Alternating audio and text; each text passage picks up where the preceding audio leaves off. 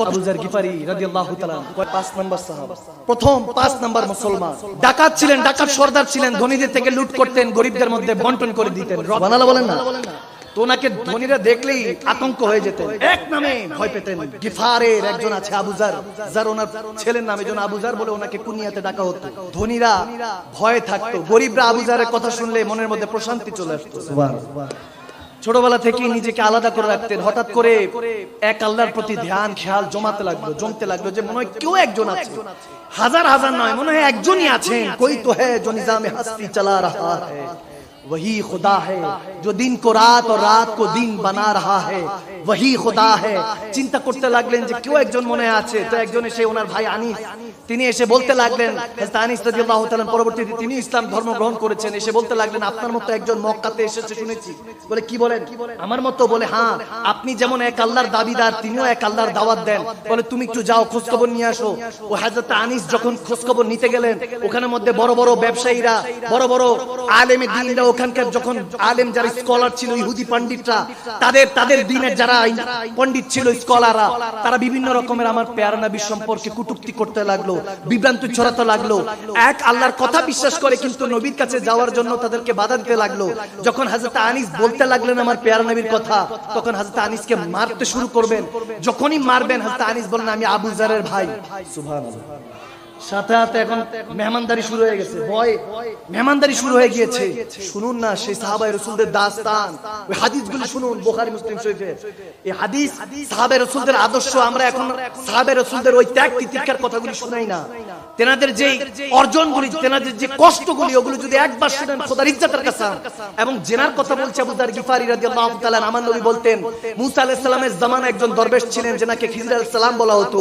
আমার জামানায় একজন দরবেশ আছে এই সাহাবাদের মধ্যে যাকে আবু যার গিফারি বলা হয়। সুবহানাল্লাহ।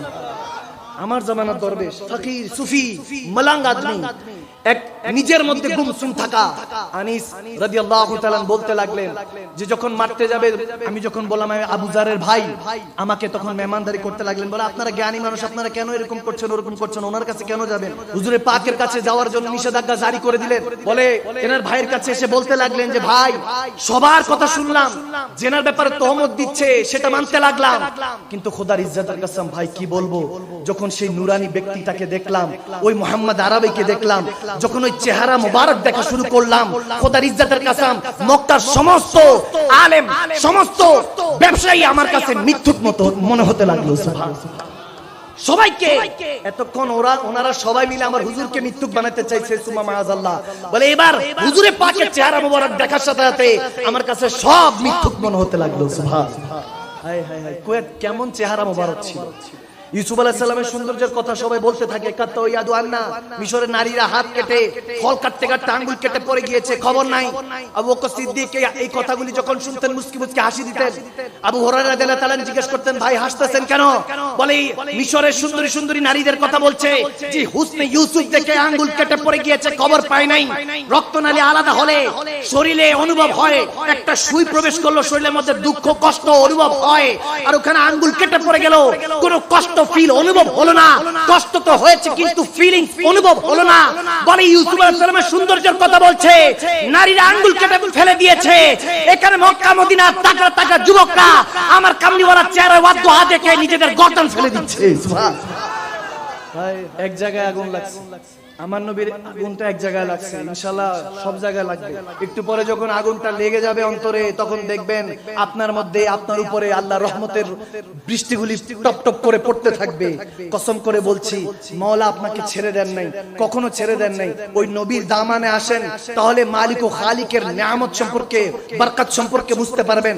অঢাল টাকা পয়সা হয়ে গেলে, অনেক বড় বিজনেসম্যান হয়ে গেলে, রাজনীতিবিদ হয়ে গেলে, স্কলার হয়ে গেলে সে সফল নয়।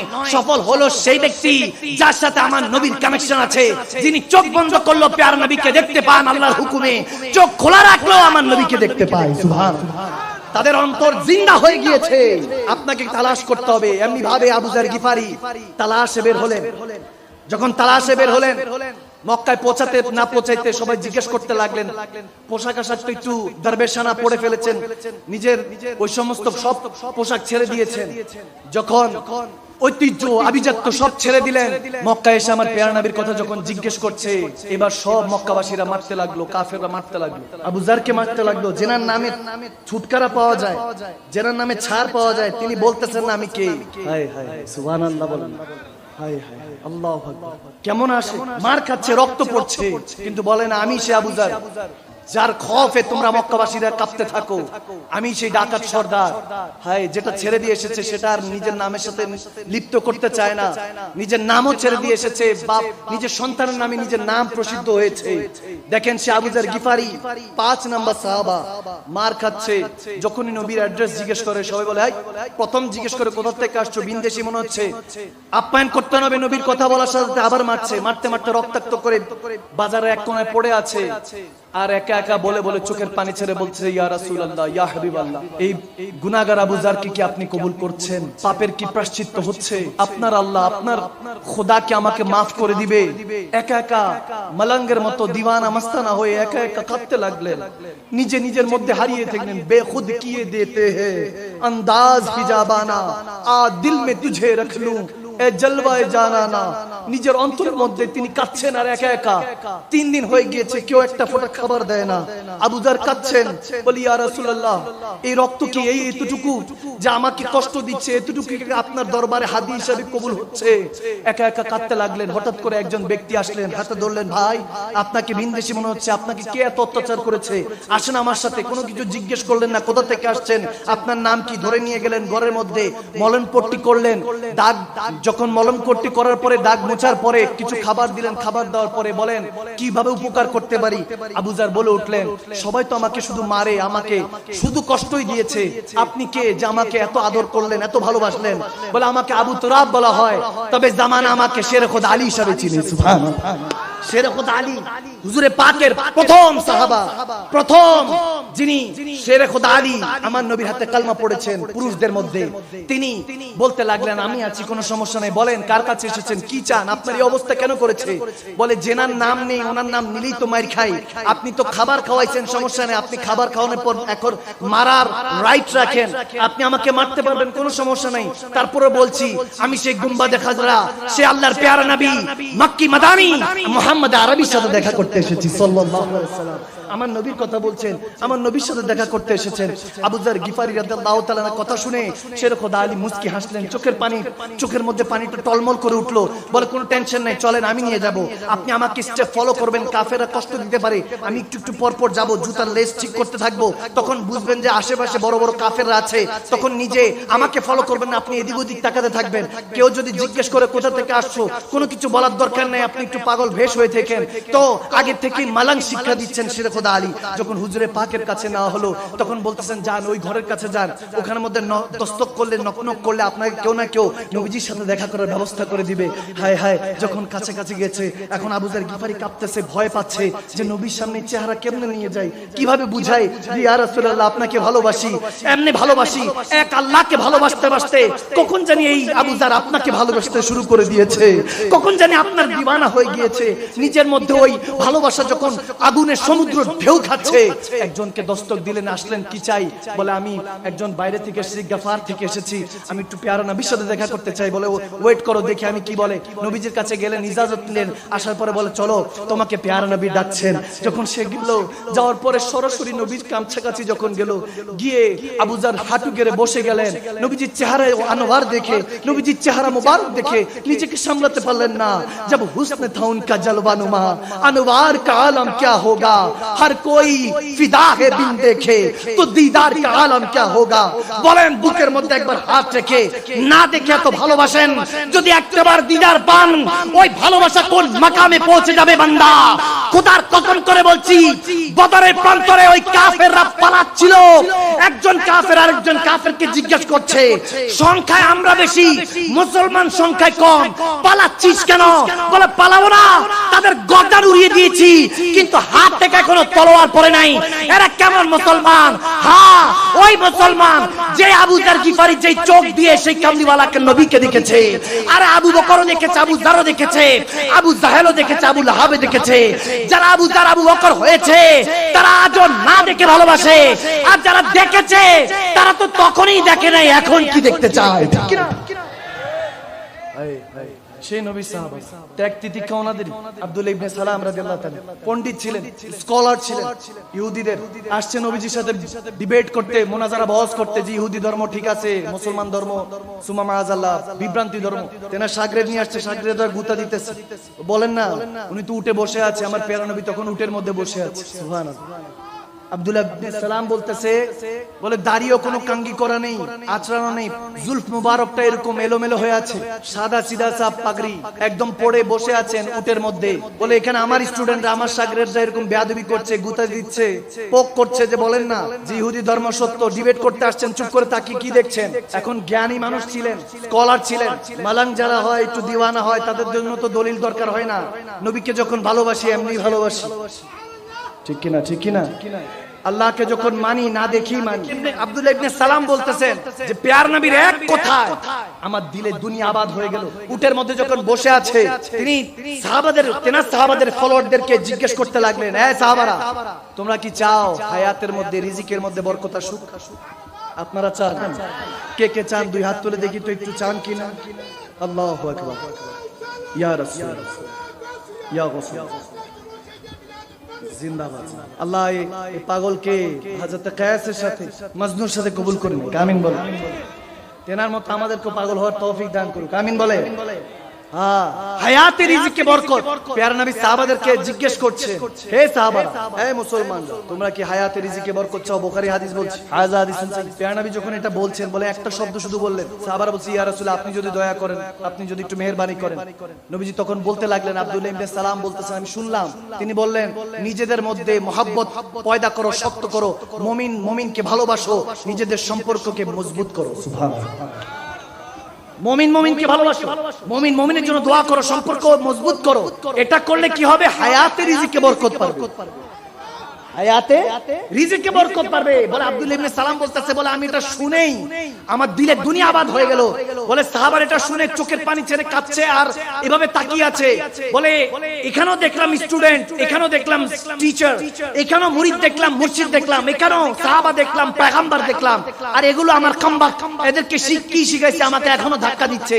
তাদেরকে সরায় বলছি, তোরা সর, তোরা বিভ্রান্তিতে আসিস। আমার জ্ঞান বলতেছে তিনি সচ্চা নবী।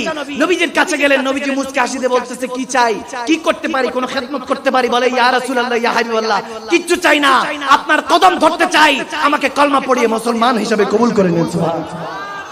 বড় বড় স্কলার এইভাবে আব্দুর রহমান বিন আউফ রাদিয়াল্লাহু তাআলা পড়েন না ওনাদের ব্যাপারে। ওনার আম্মা জান প্রথম আমার নবীকে কোলে নিয়েছে। হযরত আমিনা আলাইহিস সালাম তেনাকে, এখন হযরত আমিনা ওনারও সুম্মা মাআযাল্লাহ মুসলমান ছিলেন না, হযরত আব্দুল্লাহ মুসলমান ছিলেন না, সুম্মা মাআযাল্লাহ। কিছু বলে আমার নবীর মা বাবা নাকি মুসলমান ছিলেন না, নাউযুবিল্লাহ। আমি বললাম, আরে মাছের পেটে যে ইউনূস আলাইহিস সালাম ছিলেন, মাছের পেটে যদি দোয়া ইউনূস কবুল করেন আল্লাহ, আর যে রাহমাতুল লিল আলামিন যেই পেটে ছিলেন, গর্ভে ছিলেন, সেই আমিনার ঈমান নাই? আওয়াজ দেন, ঈমান নাই? আমি একজনকে বললাম, আমিনা অর্থ কি? বলে, যার কাছে ঈমান আছে। সুবহানাল্লাহ বলেন না একটু, আরো জোরে পড়েন না সুবহানাল্লাহ। যার কাছে কি আছে? ঈমান আছে। বলে, বাবা আব্দুল্লাহর ঈমান ছিল না। আমি বললাম, আব্দুল্লাহ অর্থ কি? আল্লাহর বান্দা। কার বান্দা? আল্লাহর বান্দা। আর যার কাছে ঈমান আছে, এই দুজন একত্রিত হলেই তো রাহমাতুল লিল আলামিন দুনিয়াতে আসে। সুবহানাল্লাহ বলেন না। বান্দা বুঝে নাই, বুঝলে সোজা, না বুঝলে বোঝা। আমাদেরকে আবার বুঝতে হবে, আবার খুঁজতে হবে। খালিদ বিন ওয়ালিদ রাদিয়াল্লাহু তাআলার মতো উঠতে হবে। The sword of Allah Almighty, যেটাকে আল্লাহর তলোয়ার বলা হতো। নন ডিফিটেড পারসন, যিনি কখনো হারেন নাই, কোনো যুদ্ধের মধ্যে হারেন নাই। প্রথম যুদ্ধ উহুদ ছিল, মুসলমান হেরেছে, কিন্তু তিনি কাফের অবস্থায় ছিলেন, তিনি তখনো হারেন নাই। জিন্দেগির শেষ মুহূর্ত পর্যন্ত তিনি কখনো হারেন নাই। তিনি সেই যুগের দুইটা সুপ্রিম পাওয়ার যারা ছিল, রোম সালতানাত এবং প্যারিস সালতানাত, প্যারিস এবং রোম দুটোটাকে নাকানি চুবানি খাইয়েছিলেন। সে হলেন হযরত খালিদ বিন ওয়ালিদ রাদিয়াল্লাহু তাআলা। সুবহানাল্লাহ। ওনাদের সম্পর্কে আমরা কিছু জানি না, নাথিং। নিজে জানি না, পরিবারকেও জানি না। কিসের মধ্যে আছি? কামাও, খাও, পড়ো, বাস। নারীরা আছে পুরুষের ঘ্রাণে আসক্তি, পুরুষরা আছে, কিছু যুবকরা আছে এখন বর্তমানে নারীদের আসক্তি। কত ভালোবাসার ওয়াদা চলতেছে, কই যাবো ওয়াদা, কই যাবো 14 ফেব্রুয়ারি। আল হক মরুন, হক কথা তিতা, তো এই জন্য ভালো লাগে না, এই জন্য আওয়াজটা আসে না। একসাথে যারা মুমিন আওয়াজ করবে, কমিন চুপ থাকবে, আওয়াজ দিয়ে বলেন ঠিক কিনা? আরে বাপ রে, মুমিনের কথা কমিন কইছি তো, এখন আওয়াজটা বাড়িয়েছি। বা কোন মাস সাদিকিন, যেটা বলছিলাম, ভালো সম্পর্ক রাখেন, তাহলে অনেক কথা বুঝে আসবে, ঠিক কিনা? আওয়াজ দেন, ঠিক কিনা? এখানে আপনাদেরকে একটা দেখেন প্র্যাকটিক্যাল একটা প্রমাণ দিই। দুইটা আঙ্গুল নেন, এই যে কানের মাঝখানে, যাতে আওয়াজ না শোনা যায় এভাবে একটু করেন তো। সবাই করেন প্র্যাকটিস। একটা বুখারী হাদিস শেখাচ্ছি, একদম কানে, যাতে আওয়াজ না ঢুকে, চুপচাপ। এবার ছাড়েন। যদি কানের ভিতরে দিয়ে রাখেন, মা আয়েশা সিদ্দিকা রাদিয়াল্লাহু তাআলা আনহা থেকে বর্ণিত হাদিস, মুসলিম শরীফে আছে। আমার আম্মা জান বলতেছেন, পেয়ারা নবী একদিন ইরশাদ করছেন, কান আঙ্গুল ঢুকে চুপচাপ শ্রবণ করার চেষ্টা করো, দেখবেন চু চু একটা আওয়াজ হচ্ছে, একটা ঘুম একটা আওয়াজ।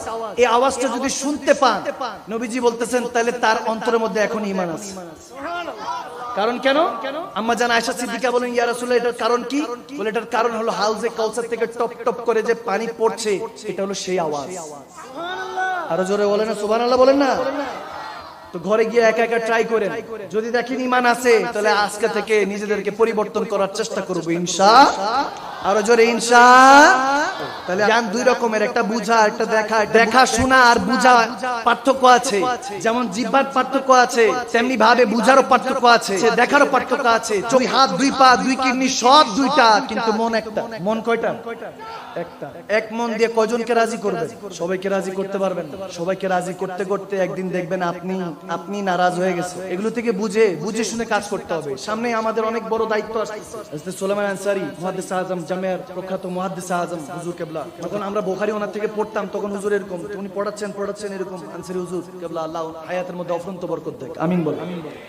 হুজুর যখন পড়াতেন, বুখারী দরজ দিতেন, তখন পড়তে বসতাম, হুজুর পড়ছেন, এর মধ্যে অনেকে দেখা গেছে 50,000 টাকা 1 লাখ টাকার বান্ডিল এসে রেখে গেছে, হুজুর দোয়া করবেন। হুজুর খবরও নেই। পিউরিট ওয়াটার আছে, পানিকে রিফ্রেশ করে পান করার ব্যবস্থা করে, ওই পানি খাওয়ার জন্য পিউরিট ওয়াটার গিফট করেছেন, হাদিয়া দিয়েছেন, খবর নেই হুজুর। তো সবাইকে পড়ার পর আমাকে একটা নসিহত করলেন, বলতেছে, সৈয়দ সাহেব, আপনারা সৈয়দ জাদা। উনি ওনার চিটং এর একটা অ্যাক্সিডেন্টের কথা বলছেন, আমার এখনো মনে আছে। তিনি বলতে লাগলেন, নবীর গোলামি করো, নবীর ইশকের পিছনে দৌড়াতে থাকো, দুনিয়া তোমার পিছনে দৌড়াতে থাকবে। আমার নবীর পিছনে দৌড়া, নবীর পিছনে দৌড়াতে থাকবা, দেখবা দুনিয়া তোমার পিছনে দৌড়ায়। কসম করে বলছি, ইজ্জতের মালিক আল্লাহ। এই অল্প বয়সে আমরা গুনাহগার যতটুকু দেখেছি, অতটুকু হয়তো অনেক এখনো দেখিনি। আবার ওইখানে অনেক এক্সপেরিয়েন্স পারসনরা বসে আছেন, যাদের সারা জীবনের এত কিছু দেখেছেন, যেটা এখনো 1% আমরা দেখার সুযোগ হয়নি। যে অবস্থায় থাকি না কেন, একটা জিনিস সবচেয়ে বড় মিল, সেটা হলো আল্লাহ আল্লাহ রাসূলের গোলামির মধ্যে আছে। এটা হলো সবচেয়ে বড় পরিচয়, এটা হলো সবচেয়ে বড় দামি জিনিস। জীবনে অনেক কিছু আসবে যাবে, একটা জিনিসকে কখনো ছাড়া যাবে না, আমার নবীর দামান কখনো ছাড়া যাবে না। নিজের পরিবারকে বাঁচান, বাচ্চাদেরকে শিখান। ছোট ছোট বাচ্চাদেরকে খেলনা চাইলে খেলনা কিনে দিবেন না। আমার বাচ্চা খেলনা চেয়েছে, আমি বললাম যে তুমি আল্লাহর কাছে চাও, নবীর উসিলা দিয়ে চাও। দেখবা সকালবেলা চলে আসছে, আমি খেলনা নিয়ে বালিশের নিচে রেখে দিয়েছি। ছোট মানুষ ঘুম থেকে উঠে থেকে খেলনা, খুশি হয়ে গেছে, এসে আমাকে দেখাচ্ছে, আব্বু মনে হয় আল্লাহ রেখে গিয়েছে। সুবহানাল্লাহ। এভাবে তারবিয়ত করে নিজেদের বাচ্চাদেরকে শিখান, কোনটা আগুন কোনটা পানি বুঝান। আমাদের এই জেনারেশন বড় মূল্যবান। আমরা এই শেয়ার জেনারেশন, যাদের মা বাবা ফেসবুক, টুইটার, ইনস্টাগ্রাম, ইউটিউব এই সম্পর্কে জানে না, ঠিকমতো চালাতে পারে, আমরাই সেই শেয়ার জেনারেশন। সামনে আল্ট্রা মডার্ন যে জেনারেশন আসতেছে, আমাদের মা তো মা, বাপ তো বাপ, ওই মোবাইল দেখতে দেখতে ফিডার বাচ্চার নাকের মধ্যে, কানের মধ্যে আছে কি নাই। অথচ আলিফতাল্লাহ বাতে বাইতুল্লাহ যদি ওইটা বিসমিল্লাহ করতেন, আল্লাহর ঘর, আর সেই ঘরের মালিক আল্লাহ, ঠিকই বুঝতে পেত, ঠিক কি না? এগুলো তারবিয়ত দিবেন।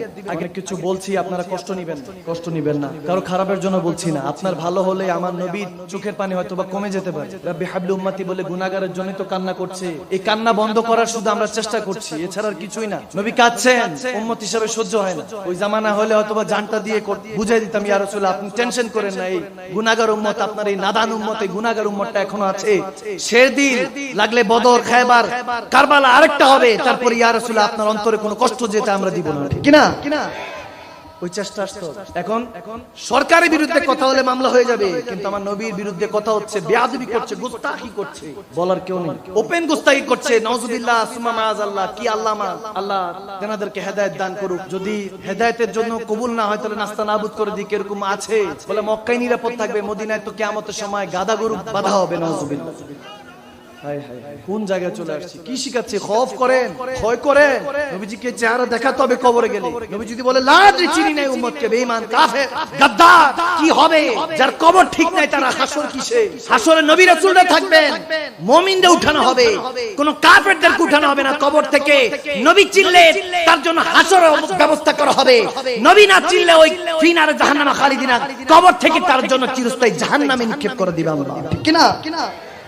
এগুলো বুঝেন। হাসর হলো চাকরির জন্য আপনাকে ডাকবে, কবর ইন্টারভিউ। আমরা এই দুনিয়ার পরে কবরের প্রস্তুতি, হাসর পরে বললেন, আগে কবরের প্রস্তুতি নেন। কবরের প্রস্তুতি হলো আমার নবীকে ভালোবাসতে হবে। আমি কসম করে বলে দিয়ে যাচ্ছি, যদি কেউ খণ্ডন করতে চান আমার সাথে আসেন, আমাকে ডাক দেন। কবরের 3টা প্রশ্ন বুখারীতে, যদিও মা কুনতা তাকুল ফি হাক্কি হাযা রাজুলিন মুহাম্মাদি সাল্লাল্লাহু আলাইহি ওয়াসাল্লাম, আমার হুজুরে পাকের বুখারী, ইমাম বুখারী একটা প্রশ্ন এনেছেন, আল্লাহ সম্পর্কে, দ্বীন সম্পর্কে, রাসূল সম্পর্কে জিজ্ঞেস করা হবে। কয়টা প্রশ্ন? তিরমিজি ইবনে মাজার মধ্যে এসেছে। এই 3টা নিয়ে বলেন। মান রাব্বুক, তোমার রব কে? আওয়াজ দেন, রব্বি কে? এই আওয়াজ মানে আরো জোরে, রব কে? আল্লাহ যদি হয় আমাকে বলেন। ইমামে বুখারীতে একটা হাদিস এনেছেন যে শুধু রাসূল সম্পর্কে জিজ্ঞেস করা হবে। আপনারা তো আমাদেরকে তুলে তুলে, আমরা সুন্নি মুসলমানদেরকে জামানার কাছে বিভিন্ন ট্যাগিং করে আমাদেরকে অপপ্রচার করলেন। আমরা যে বদনাম, আমাদেরকে যে বদনাম করেন আমাদের জাহেলদেরকে দেখে, যারা আল্লাহ ওয়ালাদেরকে কেন্দ্র করে ব্যবসা বাণিজ্য গড়ে তুলেছে, ওই জাহেলে মুরাক্কাবদেরকে দেখে আমাদের উপর আঙ্গুল দেন। কিন্তু আমরা যখন আঙ্গুল তুলি আপনাদের দিকে নয়, আমরা আঙ্গুল তুলি আপনাদের আকাবিরদের দিকে তাকিয়ে। আমরা যখন আঙ্গুল দিয়ে ভুল দেখাই আপনাদের আকাবির, আপনাদের ইমাম সম্পর্কে বলি, আপনারা যখন ভুল তোলেন আমাদের ইমামকে ভুল বলেন না, বরং থানবী সাহেব তো বলতেন যে আলা হযরত সম্পর্কে এমনও বলতেন, ইমাম আহমেদ রাজা সম্পর্কে ভালো করে কথা বলো, মাওলানা বলে কথা বলো। আমি ইন্তেকাল করেছেন, কেউ একজন বললেন ওনাকে, আশরাফ আলী থানবী সাহেবকে, যে ইমাম আহমেদ রাজা ইন্তেকাল করেছেন। বলো ওই আহমেদ রাজা ইন্তেকাল করেছেন, তো তিনি বকে দিয়ে বলছে, খবরদার, আমার হুজুরে পাকের ওয়ারাসাতুল আম্বিয়া ওয়ারিস, মাওলানা বলে সম্বোধন করো, মাওলানা আহমেদ রাজা বলে সম্বোধন করো। থানবী সাহেব বলছে, কেমন এলেমের জাহাজ ছিলেন, 53 বছরে 1400 কিতাব লিখে গিয়েছেন। পুরো স্টেজ হয়ে যাবে ফতোয়ায়ে রেজভি যদি কিতাব এখানে রাখি, এত বড় কিতাব, এরকম হাজারো কিতাব, 1400 কিতাব যিনি লিখে গিয়েছেন, মুজাদ্দিদে জামান 14 শতাব্দী ইমাম আহমদ রাজা খান, আমার রাসূলের পাকের সচ্চা আশিক। সুবহানাল্লাহ। এরকম আশিক হন, জামানা শতাব্দীর পর শতাব্দী কেটে যাবে, আপনাকে ভুলবে না। তেনার সম্পর্কে বলছে যে মাওলানা বলে সম্বোধন করো। বলে আমি যদি সুযোগ পেতাম তেনার পিছনে নামাজ পড়তাম। আমরা বলি যে আপনাদের ইমামরা আমাদের ইমামকে সম্মান করে, যারা অন্ধভাবে বিশ্বাস করেন আমাদেরটাও শুনছেন, তাদেরটাও শুনছেন, সবাইটা শুনেন, কোনো সমস্যা নেই, আমি কাউকে ছোট করছি না। পড়ার আগে, ইলম নেওয়ার আগে দেখেন, আজাজিল অনেক বড় পণ্ডিত ছিল, আমার আপনার থেকে অনেক বড় পণ্ডিত ছিল। যেখানে আপনি আমি বসে আছি এখানেও তার সেজদা আছে, এত ইবাদত করেছে। সে আজাজিল ফেরেশতাদেরকে পড়াতো, মুআল্লিমুল মালায়েকা, টিচার অফ এঞ্জেলস, তার ইলম টিকাতে পারলো না, তাকে গুরুর খেয়ে ফেললো, অহংকার তাকে খেয়ে ফেললো। আদম আলাইহিস সালামের সাথে একদিন দেখা হয়েছে দুনিয়াতে, এসে জিজ্ঞেস করছে, আদম, আপনার ইবলিস তো আমি, আমার ইবলিসকে আল্লাহ আপনাকেও বের করে দিয়েছেন, আমাকেও বের করে দিয়েছেন। আমার পূর্বে তো কোনো ইবলিস ছিল না, আপনার ইবলিস আমি, আমার ইবলিসকে আমাদের বাবা আদি পিতা আদম আলাইহিস সালাম, তিনি আহ বলে একটা চিৎকার দিলেন।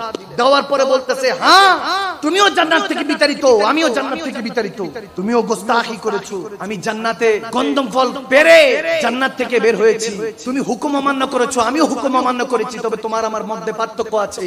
ইবনে আদমরা কান খুলে শুনুন, বাবা ওদিন বলছিলেন তুমিও সাজাপ্রাপ্ত, আমিও সাজাপ্রাপ্ত, কিন্তু তোমার আমার মধ্যে পার্থক্য হলো আমাকে ইশক, আমাকে প্রেম তেনার থেকে জুদা করেছে, আর তোমাকে অহংকার ধ্বংস করেছে। ঠিক কি না? সুবহানাল্লাহ, সুবহানাল্লাহ। অনেক কথা বললে শেষ হবে না। যত সামনে অগ্রসর হবো তত মনে হবে যে জামা ছিঁড়ে ফেলি। এমন ইশকের মানজার আছে, এমন ইশকের মানজার আছে, আনাল হক বলে সুলিতে চড়ে গিয়েছে। জুনায়েদ বাগদাদির মুরিদ ছিলেন মনসুর হাল্লাজ, নিজে সিগনেচার করেছে যে তেনাকে সুলিতে চড়াও। মুর্শিদ সিগনেচার দিচ্ছে মুরিদকে সুলিতে চড়াও। কি বুঝলেন? আমার হুজুরে পাকের একজন ওয়াইস ছিলেন, যেনাকে ওয়াইস কুরুনি বলা হয়, আর শের খোদা আলীর একজন কায়েস ছিলেন, যাকে মজনু বলা হয়। হাকিকতগুলি বুঝার চেষ্টা করুন, আহলে বায়াত আতহারকে ভালোবাসতে শিখুন, উলামায়ে হাক্কানি আল্লাহ ওয়ালাদেরকে ভালোবাসতে শিখুন, দুনিয়াদারিকে তালাক দেওয়ার চেষ্টা করুন। দুনিয়াতে থাকেন সমস্যা নাই, কিন্তু দুনিয়া এই দিলের মধ্যে রাখবেন না। আমরাও চলছি, আমরাও ফিরছি। ঘর থেকে বের হওয়ার সময় বলে আসি খাতুনকে, খাতুন বাঁচলে গাজী মরলে শহীদ, জানি না কি হবে। প্রস্তুতি সবসময় এটা রাখতে হবে। ঘর থেকে যখন বের হয়েছেন আপনি পুরুষ,